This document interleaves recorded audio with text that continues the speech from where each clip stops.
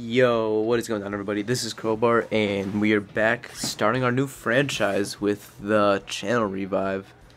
And when I thought about teams I wanted to do teams that I could rebuild in the draft a bit, have a good starting for their prospects, and a team that isn't that great. And three teams came to mind: the Chicago Cubs, the Chicago White Sox, and the Minnesota Twins. And I narrowed it down to the White Sox and the Twins. And I ultimately chose the Twins because I live right by their Double-A team, the New Britain Rockcats, so I get to see a lot of their prospects, and I've seen a lot of these guys mold into what they are now. So I think it's pretty cool. So I get to see a lot of these guys play. So we're gonna take a look at their roster as of now, and we'll just go from there. So we're gonna look by position. As you can see, in right field we got Oswaldo Arcia in the MLB. Chris Colabello. Don't know who I'll start. Probably start Arcia. Colabello, he's got some decent pop in him. He's got 63 power. He's pretty old though. He was in Double-A last year as a 29-year-old, which, you know, he didn't break through into a while. Arcia, he's still young. Isn't the great potential. I don't know if we'll keep him. I think that we could probably maybe use him as a bench guy until for now, but I don't know if he's a future or not. Byron Buxton, this guy, he's gonna be very good for us. 78 overall already. Probably be starting the season off in Double-A. He's been on DL a lot, like for 15 days. He's not been doing well in real life, but hopefully he'll be good for us. A potential, he'll definitely be the future. Aaron Hicks, another pretty good player. I don't think we'll keep him forever though. Probably use him as a trade base down the road once we get our outfielders up. Darren Masciani, nothing great about him. Just a bench guy, probably going to be gone in a few years.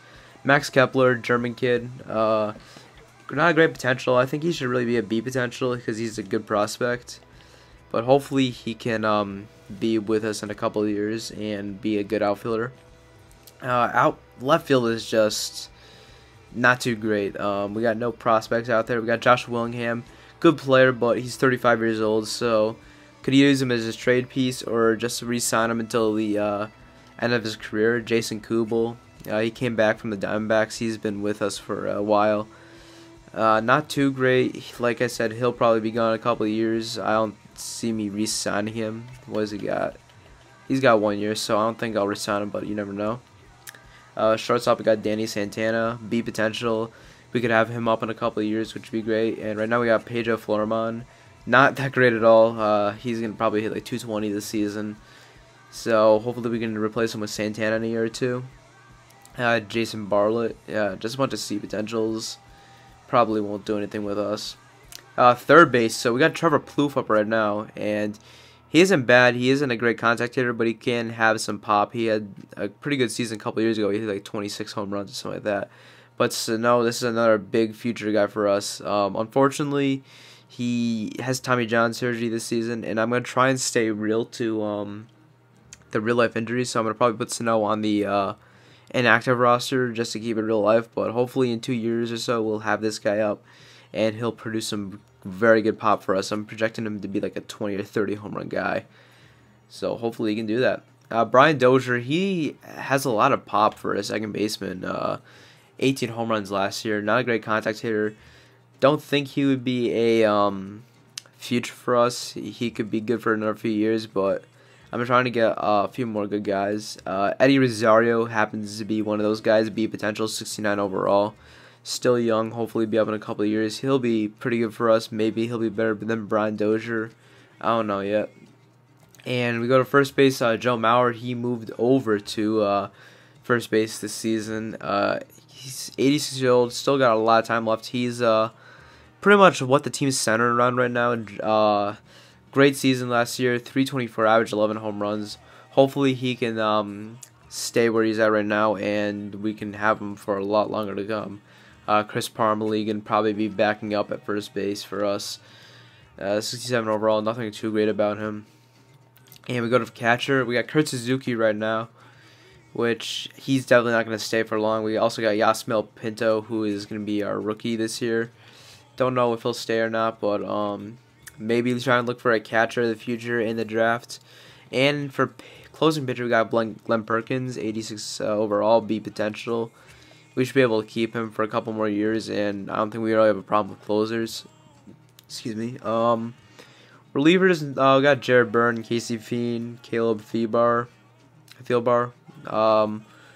Probably need to get a couple more relievers, but it's not an issue. And for starting pitchers, it's something we're going to try and build off a little more. We got Ricky Nolasco, who will probably be the ace for us this season, going 13-11 last year. Got Kevin Correa, Phil Hughes, Alex Meyer, who will probably be up at the end of this season, 72 overall, A potential. He'll be starting the season off in AAA. We got Pelfrey going to be in the back part of rotation. Trevor May, another guy who I think he should be a B potential, but we'll try and build him up, try and get him into the rotation. And what else we got? Cole Stewart, who was drafted last year with the Twins' first pick. Try and get him up in a few years. I think he can be up by the time he's like 21, which would be pretty good for us. And other than that, that's pretty much it. So we're gonna have to just see what we can do with this team. I think it'll be pretty interesting. So I'm gonna add a couple of players to the disabled list right now, and I'll just show you guys what the opening day roster will look like. Alrighty, so we're back, and we're just about ready for opening day. You can take a look at the disabled list. You can see that the two injuries we got are minor league guys. We got Byron Buxton, who fractured his hand in real life, or sprained his wrist, and he'll be out until like May or so.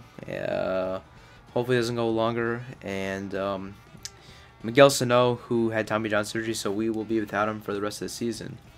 But taking a look at the starting lineups, I try to keep it as real life as possible. You can see we got Pedro Florman, Brian Dozier, Joe Mauer, Josh Willingham, Oswaldo Garcia, Jason Kubel, Trevor Plouffe, Yasmel Pinto, and Aaron Hicks. In the lineup, you can take a look at our bench guys: Danny Santana, Jason Bartlett, Eduardo Escobar, Chris Colabello, and Kurt Suzuki. So we got pretty much all outfielders, which is, infielders. So I might try and fix that. Actually, we'll do it right now. We're going to send out Danny Santana because he wasn't on the opening day roster in real life.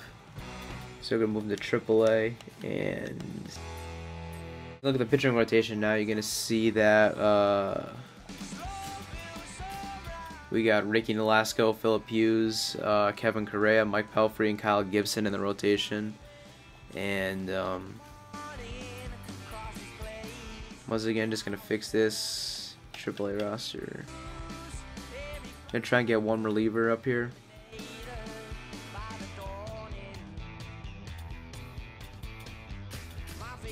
And taking a look at the pitch, taking a look at the bullpen, we got Anthony Swarzak, Samuel Duendo, Caleb Thielbar, Ryan Presley, Jared Byrne, Casey Fiend. We got Glenn Perkins at the closer.